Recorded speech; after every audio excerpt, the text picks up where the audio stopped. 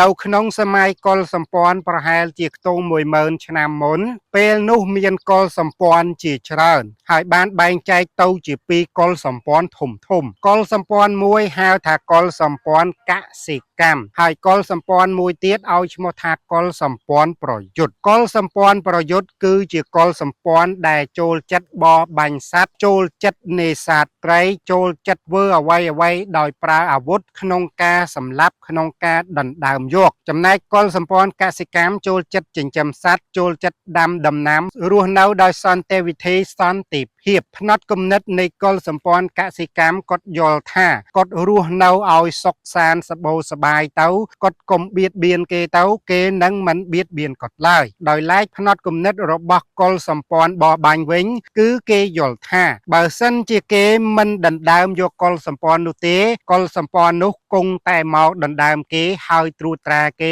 និងសម្លាប់គេចោលដូច្នេះហើយកុលសម្ព័ន្ធបរបាញ់តែងតែធ្វើការឈ្លានពានទៅលើកុលសម្ព័ន្ធកសិកម្មជាដរាបហើយលទ្ធផលចុងក្រោយកុលសម្ព័ន្ធដែលជាកុលសម្ព័ន្ធបរបាញ់ជាកុលសម្ព័ន្ធប្រើដោយកម្លាំងយោធាមើលទៅមានភាពសាហាវកាចខូខើតែងតែឈ្នះពង្រីកទឹកដីរបស់ខ្លួនត្រួតត្រាទៅលើកុលសម្ព័ន្ធកសិកម្មជាបន្តបន្ទាប់ហើយលទ្ធផលចុងក្រោយរាល់កុលសម្ព័ន្ធកសិកម្មទាំងអស់គឺត្រូវបានបាត់ពីលើពិភពលោកនេះនៅសល់តែកុលសម្ព័ន្ធប្រយុទ្ធតែប៉ុណ្ណោះទេដែលខ្ញុំតែងតែនិយាយថាហេតុអ្វីបានជនជាតិជាង1000ជនជាតិនៅសល់មិនដល់200ជនជាតិគឺបែបហ្នឹងកុលសម្ព័ន្ធខ្លាំងនឹងលេបយកកុលសម្ព័ន្ធខ្សោយហើយកុលសម្ព័ន្ធខ្សោយនឹងคล้ายទៅជាជនជាតិចំណុះរបស់កុលសម្ព័ន្ធខ្លាំង